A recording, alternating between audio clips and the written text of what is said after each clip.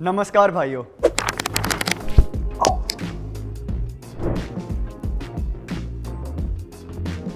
Title से आप सब भाई समझ ही गए होंगे कि आज हम किसी भी व्यापार में आने वाली एक बहुत बड़ी समस्या के बारे में बात करेंगे।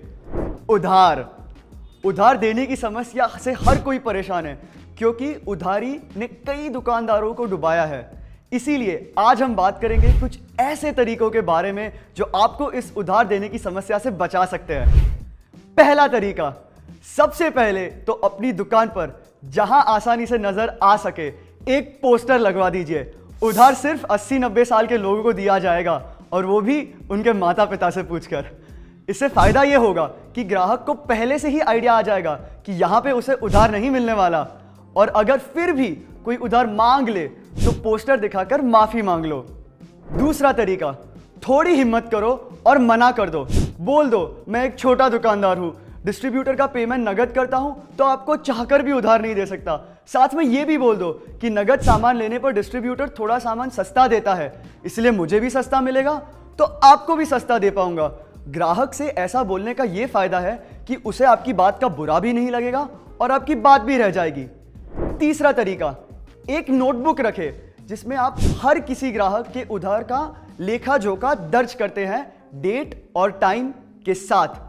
पर यह ग्राहक के सामने मत करना, क्योंकि ऐसा ग्राहक के सामने करने से वो बोलेगा, भाई साहब मेरा खाता में लिख देना। याद रखो भाइयों, ये नोटबुक आपके ग्राहकों के लिए नहीं है, आपके लिए है। नोटबुक इसीलिए क्योंकि काफी लोग भूल जाते हैं उधार लेने के बाद। उनकी इस भूलने की आदत को सुधारने में ये नोटबुक आपके काफी काम आएगी। नोटबुक के बदले आप खाता बुक ऐप का भी इस्तेमाल कर सकते हैं। खाता बुक ऐप यूज करने का यह फायदा होगा कि आप ग्राहकों को ऐप से डायरेक्टली पेमेंट रिमाइंडर भेज सकते हैं और पेमेंट कलेक्ट भी कर सकते हैं। तरीका नंबर 4, कोई भी ऐसा आदमी हो जो आपको लगता है उधार वापस नहीं कर पाएगा, या फिर जिसकी नीयत ही आपको साफ ना लगे, ऐसे आदमी को साफ साफ मना करने में ही भलाई है। क्योंकि इस हिसाब के लोग आपकी दुकान से 3-4 बार नगद सामान तो ले जाएंगे, पर 5वीं बार उधार मांगने आएंगे, और ये उधार पिछले 3-4 बारी के नगद से दुगना ही होगा। ध्यान रखो भाइयों, दुकान आपकी है तो मर्जी भी आपकी ही चलेगी। किसे उधार देना है और किसे नहीं, इसका फैसला भी आप ही करोगे। तरीका नंबर 5, भाइयों उधार देते समय कोशिश करो कि बस उन चीजों पे उधार दे रहे हो जो असल में जरूरत की है, जैसे आटा, दाल, चावल, चीनी वगैरह वगैरह। चिप्स, नमकीन और ज्यादातर स्नैक्स आइटम जरूरी नहीं होती, इसीलिए इन पर उधार देने से बचो। तरीका नंबर 6, उधार देने के कुछ नियम और कानून बनाओ। ऐसे ही किसी को कभी भी उधार नहीं देना चाहिए। जिसको उधार दोगे उसे अपनी शर्तों को पहले ही समझा दो, जैसे कि कितने वक्त में उधार वापस करना है और कैसे करना है। उधार लेने वाले को पहले ही अपनी बात क्लियर कर दोगे तो आपके लिए भी ठीक रहेगा और उसके लिए भी। अब आखिरी तरीके पर जाने से पहले, अगर अभी तक की वीडियो आपको पसंद आई है तो वीडियो को लाइक करें, और ऐसी ही जानकारी को पाने के लिए चैनल को सब्सक्राइब भी कर दो। हम आपको समय समय पर आपका व्यापार बढ़ाने की बढ़िया टिप्स देते रहेंगे। और हाँ, बेल आइकन भी क्लिक करना ना भूले, क्योंकि खाता बुक के साथ अब बिजनेस होगा आसान। तरीका नंबर 7, ये आखिरी तरीका दरअसल एक सलाह है दोस्तों। उधार तो आपको देना ही पड़ेगा, पर हाँ, जैसा कि मैंने अभी कहा, ये आपके हाथ में है किसे देना है और किसे नहीं।